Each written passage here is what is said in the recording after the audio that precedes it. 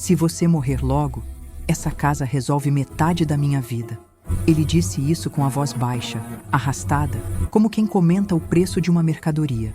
A porta do meu quarto ainda estava entreaberta, e o corredor iluminado pelo sol da manhã deixava claro cada detalhe do rosto dele. Aquela expressão gelada, distante, que eu nunca tinha visto no meu próprio filho. Ele apoiou o ombro na parede, cruzou os braços e ficou me observando acordar, como se tivesse pressa para saber quando eu finalmente deixaria de existir. A luz batia direto no lado direito do rosto dele, acentuando aquele vinco fundo entre as sobrancelhas, uma marca que aparece quando ele está decidido a fazer algo errado. O canto da boca ficou torto, quase um sorriso, quase um desprezo. E os olhos, meu Deus, os olhos estavam apertados, calculando, avaliando. Não havia afeto, não havia culpa. Só havia interesse. A mão dele segurava a chave de casa, balançando devagar, fazendo um barulho metálico que ecoava dentro de mim como se fosse um relógio de contagem regressiva. Tlim, tlim, tlim. Cada toque parecia dizer: tudo isso já é meu. O ar da manhã estava frio, mas meu corpo ferveu. Um calor súbito subiu pelo meu rosto, queimando minhas bochechas. Minhas pernas começaram a tremer antes mesmo que eu tentasse levantar. Precisei segurar na cabeceira da cama para não cair. Minha boca secou tanto que minha língua grudou no céu da boca. Senti um aperto no peito, como se alguém tivesse enfiado a mão dentro de mim e girado de propósito. O quarto, que sempre foi meu lugar de descanso, virou uma prisão em segundos. Ouvi o ventilador de teto girando com aquele ruído áspero, como se estivesse rangendo de alerta.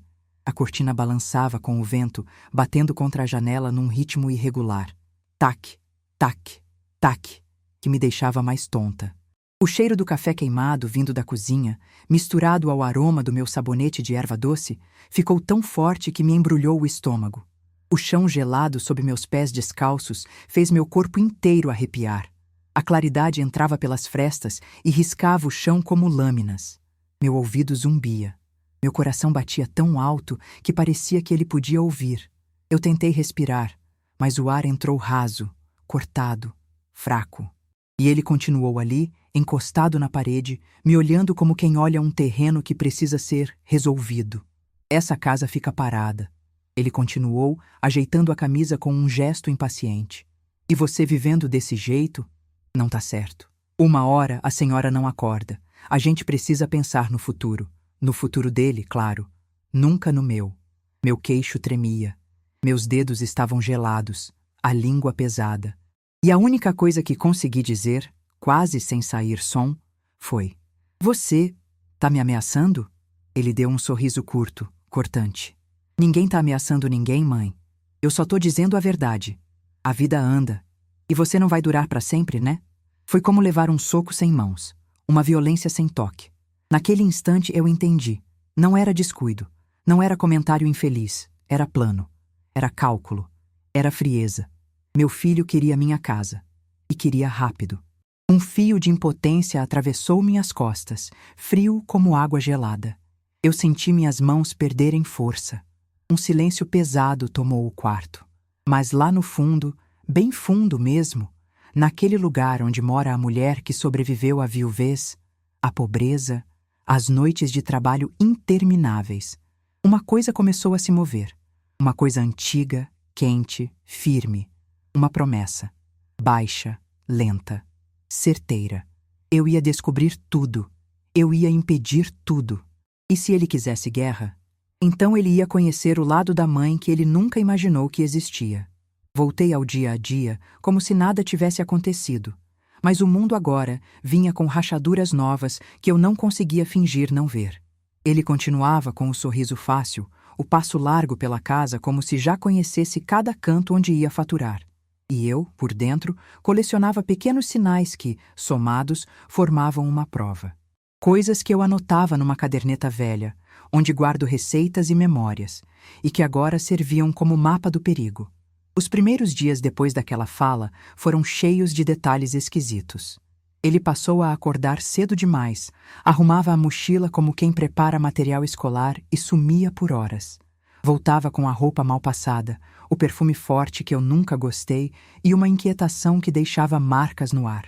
Às vezes, sentava à mesa tomando café numa pressa tão grande que derrubava migalhas do pão no colo e não notava.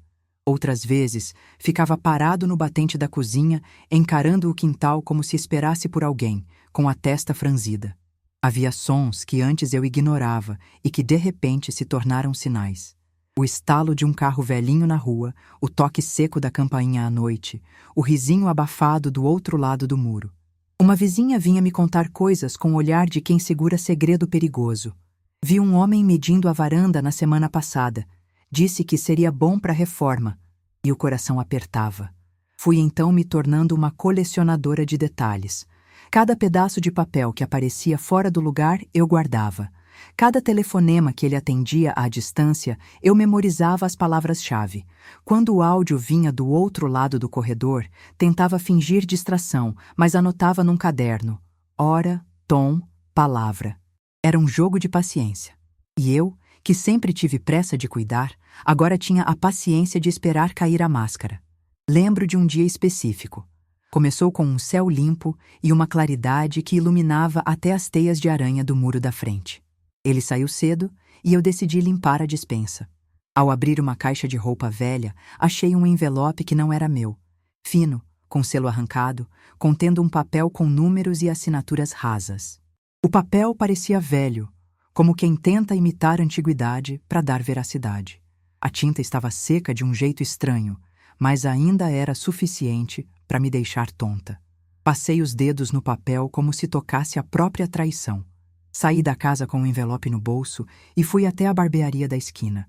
Um lugar onde todo mundo fala, onde o jornal fica na mesa e a verdade circula.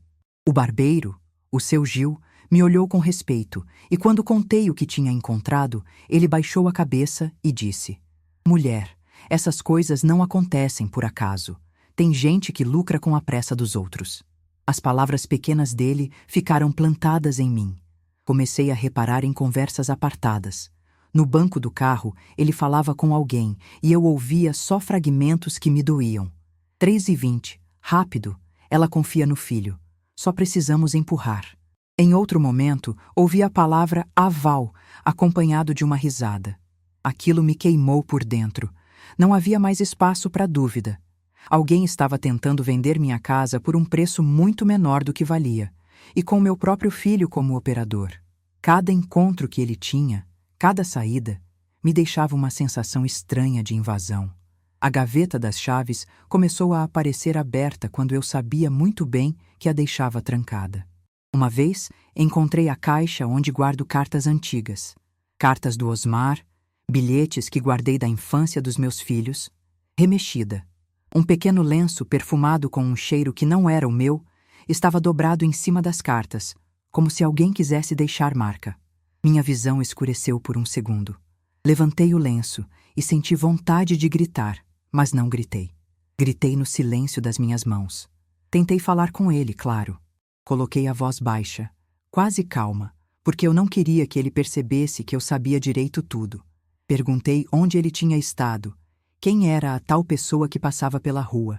Ele sorriu com aquele sorriso que agora eu conhecia bem, o sorriso que encobre gás venenoso, e respondeu: "Mãe, para de se preocupar. Eu tô resolvendo as coisas pra gente." Resolvi as coisas pra ele, pensei, e segurei as palavras. Numa noite em que a chuva batia grossa no telhado e os repuxos faziam um barulho que parecia choro de homem, ouvi-o falar ao telefone. "Já combinei com o cara, passa lá às 3, ele fecha por 320 e a gente resolve." A voz era baixa, e do outro lado veio um "beleza" abafado. A chuva fazia da conversa um sussurro de conspiração. Meu coração acelerou. Eu fiquei parada na porta do corredor, sentindo a água da chuva bater na janela como se viesse do corredor do mundo, e anotei mais uma vez: hora, palavra, promessa. Foi aí que decidi agir sem barulho. Não queria que ele soubesse que eu já sabia demais. Sabia o que não devia. Lembrei do tempo de trabalho noturno na lavanderia do hospital, quando as coisas mais sujas eram os segredos que a gente só lavava e guardava. A A experiência me deu um jeito de ver as coisas antes que elas se perdessem. Chamei a ajuda da doutora Eliana numa manhã ensolarada, mas antes de ir até ela, pus uma câmera simples numa prateleira da sala. Uma daquelas que eu comprei por impulso, sem pensar que um dia serviria para me defender. E não foi só por medo de perder o teto. Foi por medo de perder a história. Cada laje daquela casa tinha um pedaço do Osmar. Cada recanto tinha risos gravados na madeira. A ideia de alguém atravessar a cozinha com papel assinando minha vida para outros me deixava com mais frio do que qualquer noite sem lençol. Então, me preparei. Fiz ligações silenciosas. Pedi a ajuda de uma amiga da igreja que entende dessas coisas de papel e documento. Comecei a juntar tudo num lugar seguro. Recortes, mensagens, bilhetes, fotos, tudo. Enquanto isso, percebi que ele, por sua vez, acelerou. Passou a ter pressa. E pressa é a melhor inimiga de quem trama. Telefonemas vieram com mais frequência. E o homem que tirava fotos da fachada passou a aparecer de maneira mais descarada, como se quisesse deixar rastro. Numa tarde, quando o sol batia quente e eu varria a calçada, vi o carro branco enrolar na esquina e o homem tirar fotos com um aparelho antigo, quase amador. Ele olhou para mim e sorri como quem se faz de invisível. Meu estômago revirou. A sensação que me acompanhava era a de estar numa corda bamba, com a cidade inteira assistindo. Cada vizinho que cruzava comigo na rua trazia um olhar interrogativo. Uns evitavam, outros murmuravam. Um sentimento coletivo de que algo estava por acontecer ficou no ar, como se a própria rua estivesse prendendo a respiração. E naquele momento, compreendi com clareza que não era apenas uma questão individual. Era um teatro montado com peças que eu conhecia demais: ganância, desespero e a crença errada de que laços de sangue justificam instrumentos sujos. Eles achavam que eu, por ser velha, era fraca. E talvez eu fosse, fisicamente. Mas fraqueza e ingenuidade não são a mesma coisa. Eu havia aprendido a transformar fraqueza em vigilância. E dali para frente, minha vigilância seria minha arma. Um detalhe, porém, me deixou inquieta. Eu queria que eles acreditassem que eu ainda não tinha percebido nada. Precisava que a peça continuasse, para que meus passos fossem certeiros no momento certo. Mantive as roupas dobradas, os olhos baixos. Sorri quando ele falava como se isso fosse a prova de que eu ainda era a velha Lourdes. Guardei o caderno com as anotações no fundo de uma gaveta do guarda-roupa e toda noite, antes de deitar, lia tudo de novo, como quem lê uma receita de remédio. Havia, no entanto, uma questão que eu não sabia resolver sozinha: a rapidez com que algumas coisas aconteciam. O homem do carro branco, por exemplo, parecia mais do que um comprador. Parecia alguém acostumado a negociar apressadamente. E havia o corretor. Ainda não o tinha visto direito, só por fotos e descrição, mas sua presença prometia acelerar o fim da minha casa virando mercadoria. Eu precisava descobrir quem eram os outros, os dedos invisíveis daquela trama. Logo percebi que precisava de aliadas além de uma câmera e de um caderno, e que a guerra que eu queria evitar agora talvez fosse inevitável. Um plano feito às pressas por um filho desesperado precisava ser desmontado com paciência e precisão. Eu estava pronta para isso, mesmo sem saber ainda por onde começar. A próxima peça do jogo estava prestes a se mover, e eu também. No começo daquela semana, o ar dentro da casa parecia mais pesado, como se cada parede estivesse ouvindo algo que eu ainda não sabia. Acordei com um sentimento estranho, uma pontada funda no estômago, como se o dia escondesse algum tipo de armadilha. E não demorou para eu perceber que estava certa. Roberto desceu as escadas apressado, falando sozinho, chutando um chinelo que estava no caminho. O celular vibrava sem parar. Ele atendia, desligava, atendia de novo, sempre com aquela voz baixa, arrastada, como se escondesse o dono da voz do outro lado. Agora não dá para falar. Eu falei que vai dar certo. Para de me pressionar. As frases vinham cortadas, mas cada pedaço me atravessava como um prego. Sentei à mesa fingindo arrumar a toalha, enquanto observava cada movimento dele. A forma como ajeitava o cabelo sem olhar no espelho. O dedo batendo no celular com impaciência. O olhar inquieto para a porta, como se esperasse alguém invadir a qualquer instante. E então aconteceu algo que me arrepiou inteira. Ele recebeu uma foto pelo celular e o rosto dele congelou. Eu só vi o reflexo da tela na janela, borrado, mas suficiente para perceber que era a foto da minha sala.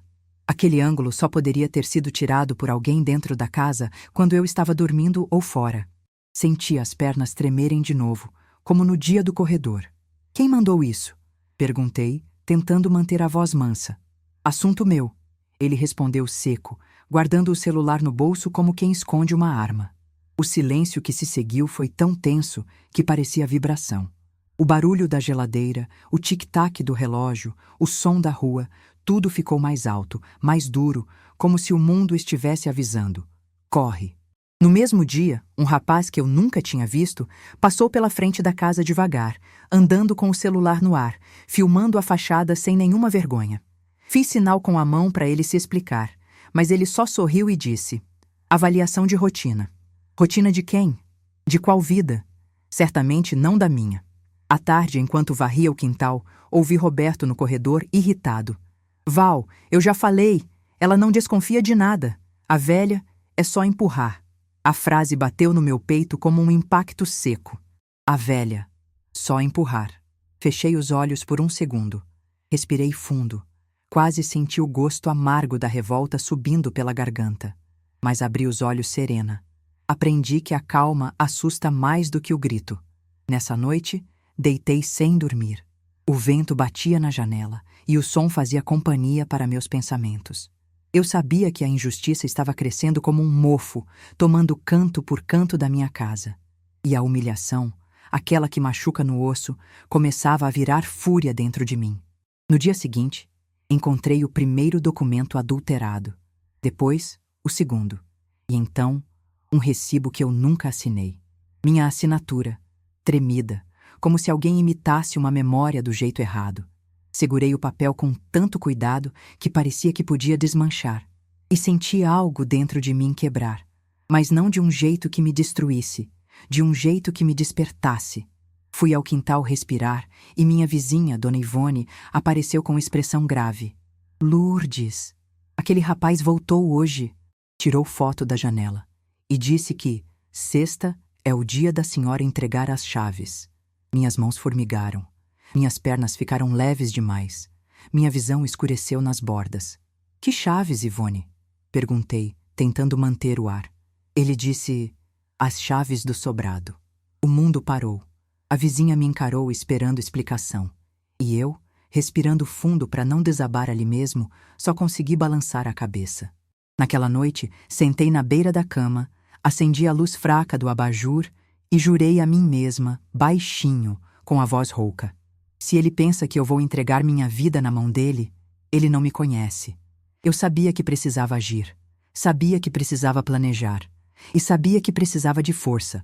A dor virou indignação, a indignação virou coragem, e a coragem virou movimento. Era chegada a hora de levantar da cama como quem levanta para a guerra.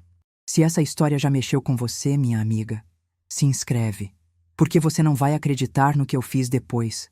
Quando finalmente parei para respirar, percebi que precisava me lembrar de quem eu era antes de tudo aquilo, antes da dor, antes da traição, antes do medo de perder a minha casa. Não para me confortar, mas para me fortalecer, porque quando a vida aperta, a gente volta para a raiz. E a minha raiz sempre foi resistente. Eu nasci pequena, magrinha, num barraco apertado no Jardim Maria Eugênia, em Sorocaba. Minha mãe dizia que eu era tão leve que o vento podia me levar, mas o coração era firme. Cresci ouvindo conversa de adulto antes da hora, ouvindo minha mãe chorar baixinho enquanto fazia contas num papel que nunca fechava. A casa tinha cheiro de café requentado e desinfetante barato, e as paredes eram tão finas que eu sabia quando o vizinho brigava, quando o vizinho amava e quando o vizinho sumia. Aprendi cedo que sobrevivência não é talento, é necessidade. Lembro da primeira vez que senti verdadeiramente o peso do mundo. Tinha 13 anos quando minha mãe ficou doente e não conseguia mais lavar roupa para fora. Eu fui no lugar dela. Peguei uma bacia maior que meu corpo, enchi de água fria num tanque rachado e esfreguei lençol até minhas unhas dobrarem. Meus dedos sangraram naquele dia. Mas ninguém viu. A fome nunca é divulgada, minha mãe dizia. E eu aprendi a não divulgar. Quando conheci Osmar, já adulta, senti pela primeira vez que alguém realmente me olhava sem ver só minhas cicatrizes. Ele era motorista de ônibus, sempre chegava em casa cheirando a diesel, com a camisa suada na nuca e sorriso largo. Nunca trouxe luxo, mas trouxe paz, e isso vale mais que qualquer joia. As noites que dormimos abraçados compensaram todos os anos de luta que vieram antes. E quando perdi ele, perdi um mundo inteiro. Perdi a única pessoa que sabia me decifrar sem que eu abrisse a boca. Criar meus filhos sozinha foi uma missão que nem Deus explicaria de tão dura. Virar madrugada na lavanderia do hospital, respirando vapor quente, limpando manchas escuras de gente que eu nunca veria de novo. Carregar cestas de roupa que pareciam pesar mais do que eu. Engolir o cansaço para chegar em casa sorrindo, como se o dia tivesse sido leve. Eu fiz tudo. Dei meu corpo, meu tempo, minha juventude, meu dinheiro, meu silêncio. E fiz sem reclamar, porque amor de mãe não contabiliza. Tive noites em que dormi sentada no sofá, segurando o boletim do Roberto no colo, esperando ele entrar pela porta depois de desaparecer sem explicação. Tive manhãs em que saí com o bolso vazio, mas com o coração cheio pensando que meus filhos teriam mais do que eu tive. E mesmo com toda a dor, eu sempre fui digna, sempre fui honesta. Sempre fui aquela que se vira, que aguenta, que resolve. Mas a verdade, aquela verdade silenciosa que ninguém gosta de dizer, é que eu sempre tive um medo escondido. O medo de ser descartada. O medo de que, quando minhas forças acabassem, alguém passaria por cima de mim como se eu fosse uma pedra na calçada. Esse medo, guardado lá no fundo, quase virou realidade agora. E ver isso acontecer pelas mãos de um filho é uma dor que não tem nome na língua humana. Eu guardo um objeto que carrego desde que Osmar morreu, a blusa azul que ele usava no dia que se foi. Lavei tantas vezes que o tecido já perdeu a cor original, mas ainda guarda um leve cheiro de sabão neutro. Quando sinto que vou desabar, pego aquela blusa e aperto contra o peito. Não para chorar, mas para lembrar que eu já sobrevivi ao que parecia insuportável. E agora, precisava sobreviver ao que parecia inimaginável. Eu não era mais a mulher ferida. Eu voltava a ser a mulher resistente. A mulher que carregou 3 décadas de trabalho nas costas. A mulher que enterrou o amor da vida e continuou. A mulher que criou filhos com a força de quem carrega um mundo. A mulher que jamais permitiu que alguém definisse seu fim. Se meu filho achava que eu seria uma velha fácil de dobrar, ele tinha esquecido completamente quem me criou, e eu estava pronta para provar isso. Quando fecho os olhos e volto no tempo, vejo minha vida inteira costurada por sacrifícios que ninguém além de mim realmente conhece. Não falo de sacrifícios poéticos, desses que a gente lembra com saudade. Falo de sacrifícios que doem no corpo, que ardem na alma, que deixam marcas que não se veem, mas nunca desaparecem. Eu nunca tive luxo, nunca tive escolha, sempre tive apenas necessidade, e a necessidade me moldou como pedra batida pela água. Me lembro das madrugadas na lavanderia do hospital como se fosse agora. O cheiro de desinfetante misturado ao suor dos funcionários. O vapor subindo das máquinas industriais, tão quente que fazia a gente enxergar o ar tremendo. Quando eu abria o tambor das lavadoras, subia um vapor denso que queimava meu rosto e deixava minha camisa úmida antes de completar a primeira hora de turno. O uniforme grudava no corpo. As mãos rachavam no frio. O barulho das máquinas era tão alto que parecia engolir nossos pensamentos. E ainda assim, eu precisava sorrir quando batia ponto. Porque ninguém quer saber da dor da mulher pobre, só querem saber se ela entregou o serviço. Tinha noites em que eu lavava lençóis que vinham pesados de histórias alheias, às vezes manchas de sangue, às vezes de tristeza, às vezes de gente que não voltaria para casa nunca mais. Era como se eu carregasse no balde as dores do mundo inteiro, enquanto engolia as minhas. Quando os meninos eram pequenos, eu saía do hospital com o corpo moído, mas não podia descansar. Ia direto para a casa de uma vizinha, onde eu passava roupa nos fundos, num quartinho abafado com cheiro de ferro quente e pano molhado. Lembro de sentir o suor escorrer pelas costas enquanto eu deslizava o ferro sobre camisas que eu nunca poderia comprar para meus próprios filhos. O relógio passava da meia-noite e eu continuava ali, firme, porque alguém precisava garantir comida no prato no dia seguinte. Teve um inverno em que a luz quase foi cortada. Teve outro em que fiquei 3 semanas com dor no peito e fingindo que era nada. Porque se eu parasse, quem pagaria o aluguel? Teve dias em que meus joelhos doíam tanto que eu caminhava como se tivesse séculos nas costas. Mas eu seguia, porque mãe não pode cair, mãe não pode adoecer, mãe não pode parar. E quando penso nisso agora, percebo que eu carreguei meus filhos com uma força que não deveria ter sido exigida de ninguém. Roberto, o caçula, sempre foi o mais protegido, o mais mimado, o mais sonhado. Eu tentava compensar nele a vida dura que tive. Se ele queria caderno novo, eu dava um jeito. Se queria lanche diferente, eu fazia hora extra. Se queria roupa nova, eu tirava do meu e colocava nele. Talvez tenha sido ali que plantei, sem querer, a semente da facilidade. Eu lutava para dar a eles aquilo que nunca tive: dignidade. Mas dignidade não é presente. É ensino. E talvez eu tenha ensinado errado. Quando ele era menino, lembro de um dia que voltou para casa com um carrinho de controle remoto achado. A história não fechava. O olhar dele não sustentava a mentira. Mas eu, cansada, exausta, emocionada por ver aquele sorriso, deixei passar. E a vida cobra caro quando a gente cria desculpas para quem amamos. Ele cresceu, acreditando que sempre teria um último colo, um último bolso, uma última chance. E eu sempre dava. Lembro de quando ele fez 18 anos e disse que queria abrir um pequeno comércio. Um sonho bonito, mas sem base. O banco não aprovou o crédito, e ele veio até mim com os olhos arregalados, aquela mistura de esperança e desespero. Mãe, assina para mim. É só para começar. Eu te pago tudo. Eu assinei. Minhas mãos tremiam na primeira página, mas firmei a assinatura na segunda. Era o empréstimo de 28 mil. Dinheiro que eu levaria uma vida inteira para juntar. Foram meses de promessas, justificativas, desculpas. O movimento caiu. Roubaram estoque. Só preciso de mais tempo. E no final, eu fiquei com a dívida. Ele ficou com o costume. E cada pequeno presságio estava lá. O jeito dele de sumir e voltar com histórias prontas. A mania de culpar os outros. O sorriso esperto quando alguém falava em dinheiro. A facilidade com que ele moldava a verdade.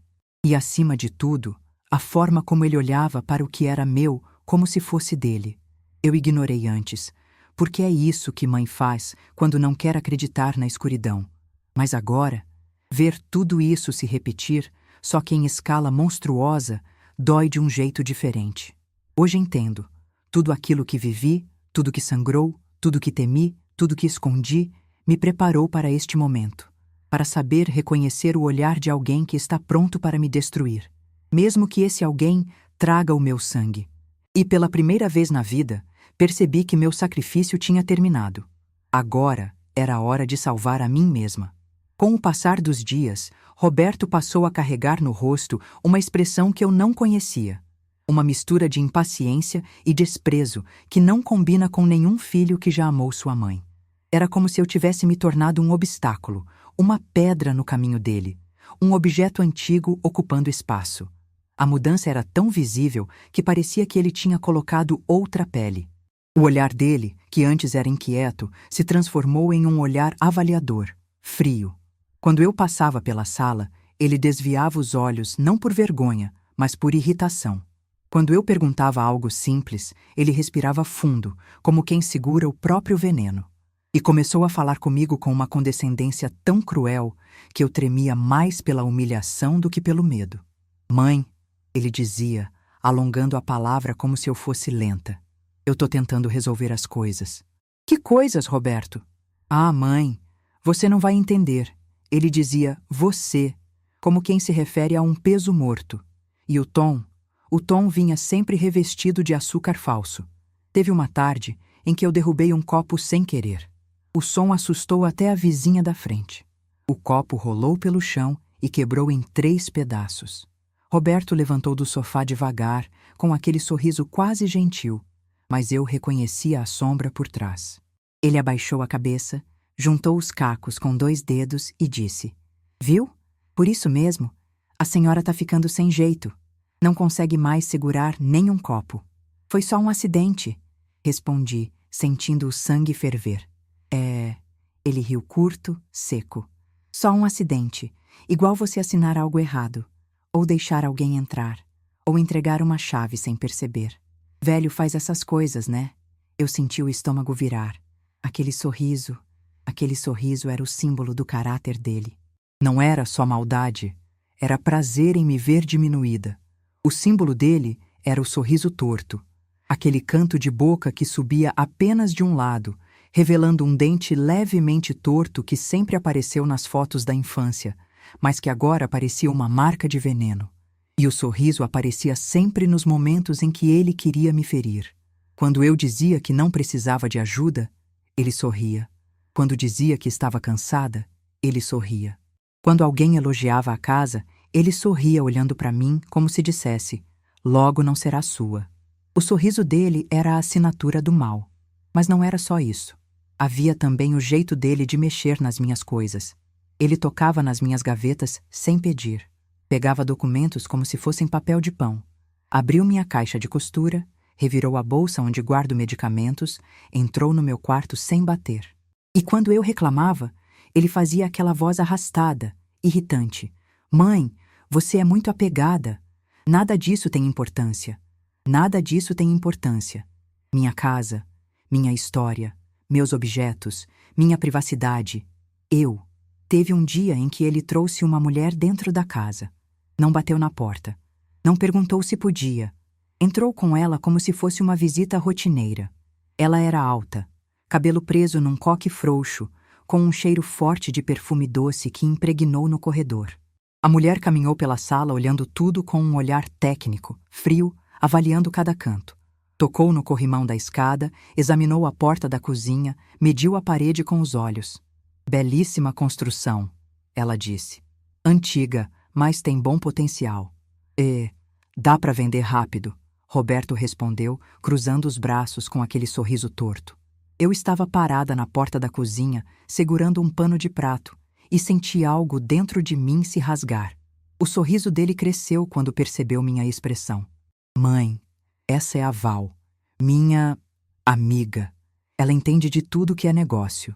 Val, a voz que eu ouvia nos telefonemas, a sombra atrás de cada conversa, a cúmplice.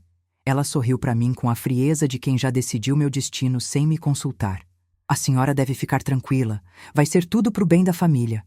A frase me deu náusea, não pelo conteúdo, mas pela certeza de que nenhum dos dois tinha a intenção de me incluir em bem da família nenhum. Depois que ela saiu, Roberto se aproximou da pia, abriu a torneira, lavou as mãos como quem tira poeira e disse: a senhora devia confiar mais em mim. E ali estava o pior de tudo. As mentiras doces. Ele mentia sem piscar.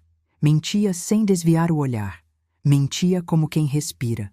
Esse documento estava aqui há anos, mãe. A senhora esqueceu, eu não.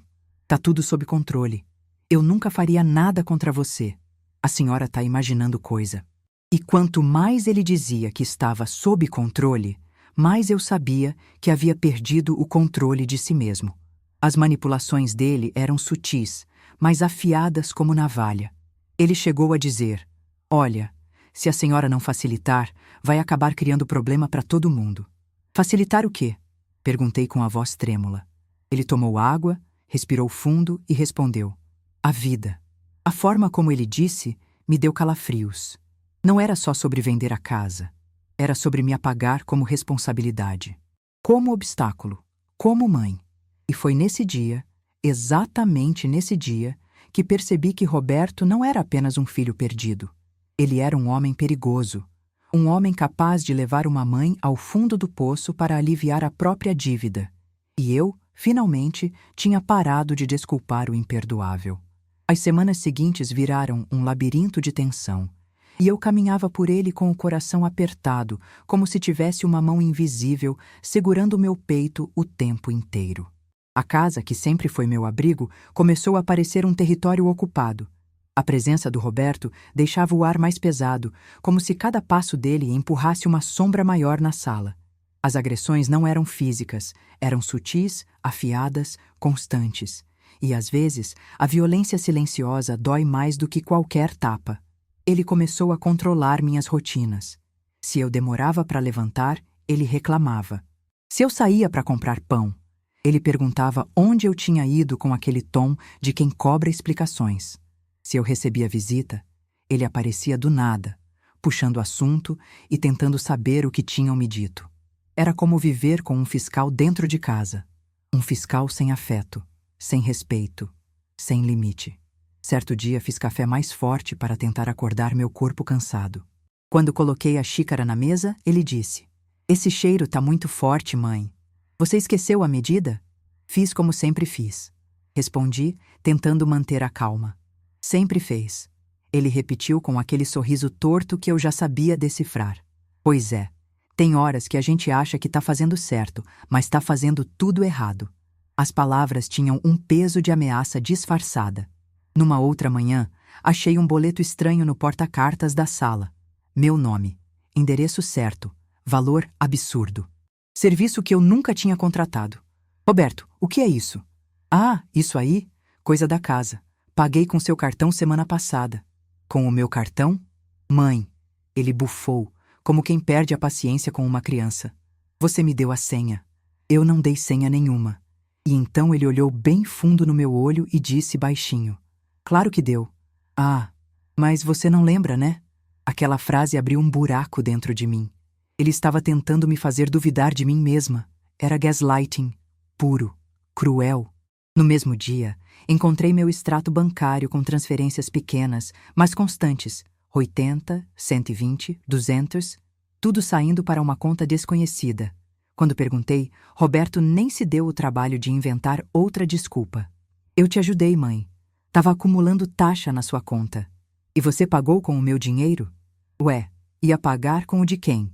Todo o diálogo dele era um empurrão disfarçado. E as noites? Ah, as noites. Elas carregam segredos que o dia tenta esconder. Teve uma madrugada em que acordei com um barulho no quintal. Passos. Passos de 2 homens. Um deles riu baixo e disse: "A velha não vai notar." E outro respondeu: "Sexta a gente volta para medir." Meu sangue gelou. Fiquei parada atrás da porta, segurando as pontas do móvel para não desmaiar. A sensação era de ter alguém arrancando minha casa com as mãos. Roberto, quando entrou, nem disfarçou o cheiro de cigarro barato e o perfume enjoativo da Val. "Tava resolvendo umas coisas", ele disse, jogando a chave na mesa. Era sempre isso. Coisas.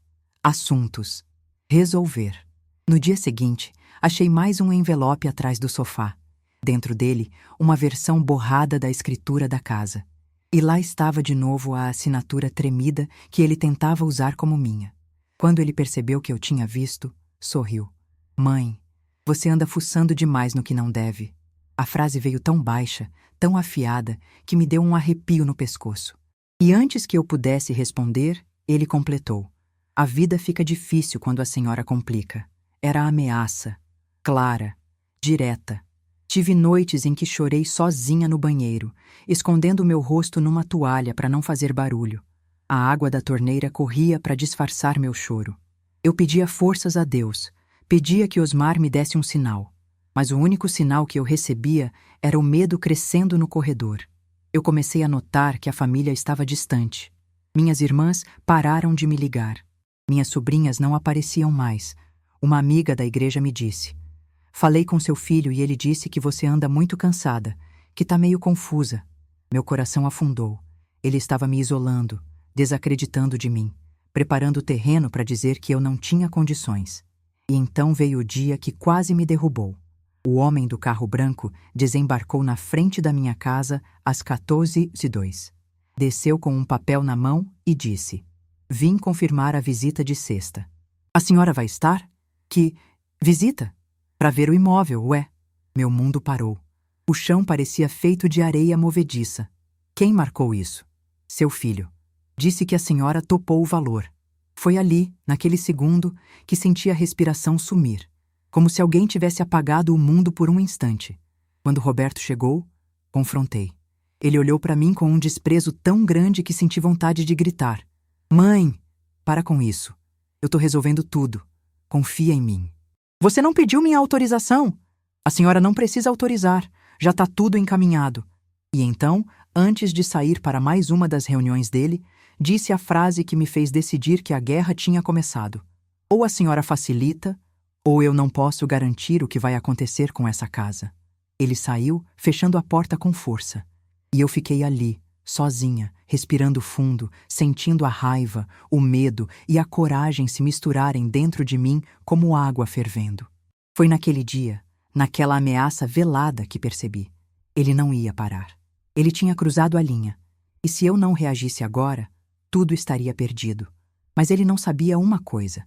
Eu já tinha começado a preparar minha estratégia. E minha virada seria fatal. A noite anterior ao confronto foi estranhamente silenciosa, como se a casa inteira estivesse prendendo a respiração junto comigo. Não sei explicar, mas senti que algo grande estava vindo. Algo que não tinha mais como ser adiado.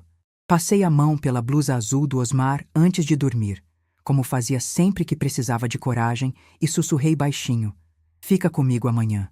O dia amanheceu com uma luz baça, quase cinzenta. Aquele tipo de luz que não ilumina nada, só revela. E eu precisava que tudo fosse revelado. Sabia que o grande dia do Roberto seria aquela sexta. Ele falara disso tantas vezes, com tanta pressa, com tanto brilho doentio no olhar, que era impossível não gravar a data. Também sabia o horário aproximado, entre 2 e 3 da tarde. Ele repetia isso em conversas murmuradas, achando que eu não escutava. Mas a verdade é que eu escutava tudo. Eu já tinha aprendido a captar até o silêncio das intenções dele. De manhã, saí com a desculpa de comprar pão, mas fui direto para o escritório da doutora Eliana. Ela estava sentada diante de uma pilha de documentos e, quando me viu, levantou a sobrancelha. Não de surpresa, mas de confirmação. "Ele vai tentar fechar hoje", eu disse. "Eu imaginei", respondeu ela, abrindo a pasta que levava meu nome. "Está tudo preparado. Os bloqueios, as medidas, o oficial de justiça e..." Ela me olhou por cima dos óculos. "As gravações que você fez." Eu tirei o pendrive da bolsa e coloquei na mesa. A mão dela tocou na minha com firmeza. "Lourdes, hoje você vence." Voltei para casa com o coração firme, mas o corpo todo tremia. Não de medo, de antecipação. Preparei a mesa da sala como se fosse receber qualquer visita comum. Organizei a manta do sofá. Passei pano no chão. Abri a janela para o vento entrar. A casa parecia observar cada passo, como testemunha silenciosa do que estava prestes a acontecer. Às 14h18, ouvi o portão bater. Passos apressados, vozes masculinas, e o perfume adocicado da Val entrando pelo corredor antes mesmo dela aparecer. "Mãe?" Roberto chamou, com aquela voz exageradamente doce que ele só usava quando estava prestes a aprontar algo grande. "A gente chegou." "A gente?" Ele nem notou o veneno que entregava no plural. O corretor entrou logo atrás, sorrindo como quem se vê prestes a assinar uma caixa de dinheiro. A Val veio por último, com o olhar de quem já ensaiou mentalmente a mudança de móveis. "Então, dona Lourdes", disse o corretor, batendo palmas como quem inicia uma reunião. "Hoje a gente resolve tudo rapidinho, tá bom?" Antes que eu pudesse responder, Roberto passou o braço por trás de mim, não em carinho, mas em contenção, e disse: "Ela já entendeu tudo, pode seguir." Mas quem avançou foi uma outra voz. "Não, não pode", disse a doutora Eliana, surgindo da porta como uma sentença viva. A sala gelou. O corretor ficou pálido. A Val estreitou os olhos. Roberto perdeu o sorriso no mesmo segundo, como uma lâmpada queimada. Que é isso?" ele perguntou, tentando parecer calmo. A doutora Eliana abriu a pasta devagar, como quem prepara um golpe cirúrgico. "Isso aqui, Roberto, é a prova de todas as tentativas de fraude. As falsificações, as comunicações clandestinas, as avaliações ilegais e, inclusive," ela ligou a televisão, "a gravação do dia em que você disse que a velha não percebe nada." O vídeo começou a tocar. O som ecoou pela sala. A frase saiu clara, nítida, indiscutível. "A velha não percebe nada." O Roberto congelou. Tentou avançar para desligar a televisão, mas o oficial de justiça colocou a mão no peito dele, impedindo. "O senhor não toca em nada", disse firme. "Isso é invasão." Ele gritou, cuspindo fúria. Isso é justiça, respondeu Eliana. A Val deu um passo para trás, tentando se afastar do caos. O corretor tremia, murmurando: Meu Deus, meu Deus! Eu fiquei parada no centro da sala, segurando a blusa do Osmar dobrada nas mãos como um escudo emocional. E pela primeira vez, Roberto notou isso. E talvez tenha notado também que eu não estava tremendo. Eu estava calma. Calma como quem já sofreu o suficiente para não ter mais medo. Mãe, fala alguma coisa! Ele gritou, desesperado, como se eu pudesse salvá-lo da própria ruína. Isso é tudo armação. Essa advogada está usando a senhora. A senhora não entende. Eu dei um passo à frente. Olhei nos olhos dele, olhos que um dia já foram de menino, e disse com a voz mais firme que já saiu de mim: Eu entendi tudo, Roberto. Muito antes de você perceber. Ele ficou sem ar. Literalmente. A boca abriu, mas não saiu som. As mãos tremiam. A cor sumiu do rosto. A doutora Eliana entregou os documentos para o oficial. E ele leu alto, para que cada palavra caísse na casa inteira. Está registrada a tentativa de venda ilegal de patrimônio alheio, falsificação de assinatura, coação ao idoso e movimentação financeira suspeita. O senhor está formalmente impedido de se aproximar da escritura ou de qualquer processo relacionado à propriedade. Roberto tentou reagir, mas a Val segurou o braço dele. Não por carinho, mas por medo de cair junto. Eu não sabia que ela não tinha autorizado, ela disse, gaguejando. Você sabia de tudo, respondi, sem levantar a voz. Ou quis não saber, não faz diferença. O corretor, trêmulo, tentou pedir desculpa, mas ninguém na sala estava disposto a ouvir. E então, no auge do desespero, Roberto fez algo que eu nunca vou esquecer. Ele se ajoelhou. Ali, no centro da sala onde aprendeu a andar, onde brincou com o carrinho, onde dormia no meu colo quando tinha febre, ali, ele se ajoelhou. Mãe, por favor, me ajuda. Eu tô desesperado. Eu senti algo dentro de mim quebrar. Mas não era amor. Era a ilusão. Coloquei a mão sobre o peito, respirei fundo e respondi apenas: Quem tentou me destruir precisa aprender a se levantar sozinho. E pela primeira vez, a máscara dele caiu inteira. Não havia mais manipulação. Não havia charme. Só havia o homem que ele se tornou e que eu já não reconhecia. A queda dele tinha começado e eu estava ali, firme, assistindo. Não por vingança, mas por justiça. Depois daquele dia, nada mais voltou para o lugar. Nem dentro da casa, nem dentro de mim. É como se o confronto tivesse levantado o telhado e deixado toda a verdade cair direto sobre a cabeça dele e de quem estava ao redor. A notícia se espalhou mais rápido do que eu imaginava. A vizinhança inteira sabia que algo grave tinha acontecido. E Roberto não conseguiu esconder a vergonha. Ele passou os dias seguintes andando como um homem perseguido. E, de certa forma, era. A sombra da própria consciência o acompanhava, mais pesada do que qualquer dívida que ele tivesse acumulado. Foi intimado 2 vezes. Teve o carro apreendido. E descobriu que as contas usadas para movimentar dinheiro em meu nome estavam bloqueadas. O banco exigiu explicações. A justiça pediu documentos. E cada órgão que tocava no processo desmanchava mais um pedaço da mentira dele. A Val desapareceu no mesmo dia. Sumiu como fumaça. Nenhum recado, nenhuma mensagem, nenhuma visita. Ela pulou do barco no instante em que percebeu que ele estava afundando. O corretor teve o nome jogado no chão da imobiliária. Foi suspenso. Perdeu clientes e ainda tentou me procurar para se explicar. Mas a doutora Eliana não deixou nem ele tocar no portão. A senhora não deve nada a ele, Lourdes. Eu sei, respondi, e virei as costas. Mas a pior parte, e talvez a mais necessária, veio da própria família.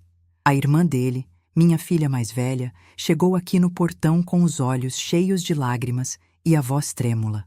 Mãe, por que o Roberto fez isso? Eu não tinha resposta. Porque às vezes nem a própria mãe tem explicação para a maldade de um filho. Minha sobrinha, sempre doce, me disse: Tia, ele veio pedir dinheiro pra gente. Disse que era para te ajudar. E aquilo me quebrou por dentro. Ele usava meu nome como escudo para enganar até quem o amava. O julgamento moral foi inevitável. Na esquina, as pessoas sussurravam. No mercadinho, desviavam os olhos. Na padaria, comentavam baixo. É aquele lá que tentou vender a casa da mãe. E Roberto sentiu cada um desses olhares. Não porque se arrependesse, mas porque finalmente o mundo via o que eu já enxergava há anos. O isolamento que ele tentou criar ao meu redor se virou contra ele. Ninguém queria ouvir suas versões. Ninguém acreditava em seus choros. Ninguém tinha paciência para suas justificativas. Um dia, ele apareceu no portão, encolhido, mais magro, roupa amassada, barba por fazer. Mãe, eu... posso entrar? Eu respirei fundo. Olhei para ele com sinceridade. A sinceridade que ele não teve comigo. Entrar? Não. Ele engoliu seco. Respirou como quem leva murro. Então, me escuta? Estou escutando. Ele passou a mão no rosto, nervoso, e disse: eu me perdi. Eu me desesperei. Todos nós nos desesperamos, Roberto. Eu só queria resolver minha vida. E quase destruiu a minha. Ele baixou a cabeça. As lágrimas caíram no chão poeirento do portão. Eu achei que a senhora... que eu estava perto do fim. Completei. Ele não respondeu. Não precisava. Teve um silêncio tão grande entre nós que até o vento parou. E eu entendi que a maior punição dele não era jurídica. Não era financeira. Não era pública. Era emocional. Era moral. Era finalmente encarar o monstro que ele tinha se tornado. E a partir daquele dia, nunca mais foi visto como o filho mais querido, ou o menino esperto, ou o caçula protegido. Ele virou o homem que tentou vender a casa da própria mãe. É uma marca que ele vai carregar para o resto da vida. E eu fui, pedaço por pedaço, recuperando o que era meu. A casa, a paz, a dignidade. E principalmente, a certeza de que eu nunca mais deixaria ninguém, nem mesmo um filho, atravessar meus limites. Antes de terminar essa história, minha amiga, se isso mexeu com você como mexeu comigo, ativa o sininho. Eu volto aqui sempre que meu coração precisar desabafar. E você sabe que vida de mãe nunca fica quieta por muito tempo. Quando a poeira finalmente baixou, percebi algo que durante muito tempo a dor não me deixou enxergar. Minha casa estava diferente. Não porque as paredes mudaram ou os móveis foram trocados, mas porque a energia dela voltou a respirar. Era como se o ar tivesse sido lavado por dentro. A primeira manhã depois de tudo parecia outra vida. Abri a janela cedo e o vento entrou com cheiro de roupa limpa, de terra molhada, de começo. A cortina balançou devagar, sem aquele peso que carregava nas semanas anteriores. A luz bateu na parede da sala como batia quando meus filhos eram pequenos, e por um instante eu ouvi meu passado me dando bom dia. Fui até a cozinha e preparei meu café forte, do jeito que sempre fiz. O aroma subiu quente, preencheu o corredor, entrou no quarto, atravessou a casa como se estivesse dizendo: voltei. Sentei à mesa sozinha, mas pela primeira vez em muito tempo, não me senti só. Peguei a blusa azul do Osmar nas mãos e dobrei com calma. Não precisei apertar no peito. Não chorei. Não pedi força. Dessa vez, eu só agradeci. A blusa virou símbolo de vitória, não de dor. Dias depois, aluguei a parte de cima do sobrado. Quis mais movimento, mais vida circulando. A moça que veio morar lá é professora, simpática, educada, sempre traz bolo ou pão de queijo quando bate na minha porta. O som dos passos dela no piso superior não me assusta. Pelo contrário, me lembra que a casa está viva, protegida, minha. Meu filho mais velho, Marcelo, se tornou minha companhia constante. Ele aparece todo domingo com o braço cheio de verduras da feira dizendo: mãe, sentei ali na praça e senti saudade da senhora. Vim ver como tá. Às vezes, ele fica horas sentado na varanda, regando minhas plantas como se cuidasse também de mim. E eu deixo, porque carinho nunca é exagero quando é verdadeiro. O Roberto, bom, ele segue o caminho dele. Não desejo mal, mas também não abro brecha. A ferida parou de sangrar, mas deixou cicatriz. E cicatriz serve para lembrar onde nunca mais se pisa. Aprendi a colocar limites. Aprendi que amor demais vira terreno fértil para quem não sabe retribuir. E aprendi que proteger a própria paz é a forma mais profunda de amor próprio que existe. Hoje, Quando caminho pela sala, pelo corredor, pelo quintal, cada passo parece firme de novo. O piso não ameaça mais desabar. A casa não parece mais me expulsar. O vento não traz mais vozes de ameaça. A vida voltou a caber dentro de mim e dentro do meu lar. E se tem algo que quero deixar para qualquer mulher que esteja me ouvindo agora, é isso. Ninguém tem o direito de arrancar sua história das suas mãos. Nem marido, nem filha, nem filho, nem sangue, nem ninguém. O que você construiu com dor, suor e dignidade é seu. Seu teto, seu chão, seu nome, sua verdade. E se um dia alguém tentar tomar isso, que você tenha coragem de levantar a cabeça, mesmo tremendo, e dizer: da minha casa, da minha vida e da minha história, cuido eu. Fecho as janelas todas as noites com o coração tranquilo. A luz da varanda acende suave. O portão faz um barulho gostoso quando fecha. E o silêncio que fica depois não é mais solidão. É paz. A paz que eu lutei para reconquistar. A paz que ninguém mais vai tirar de mim.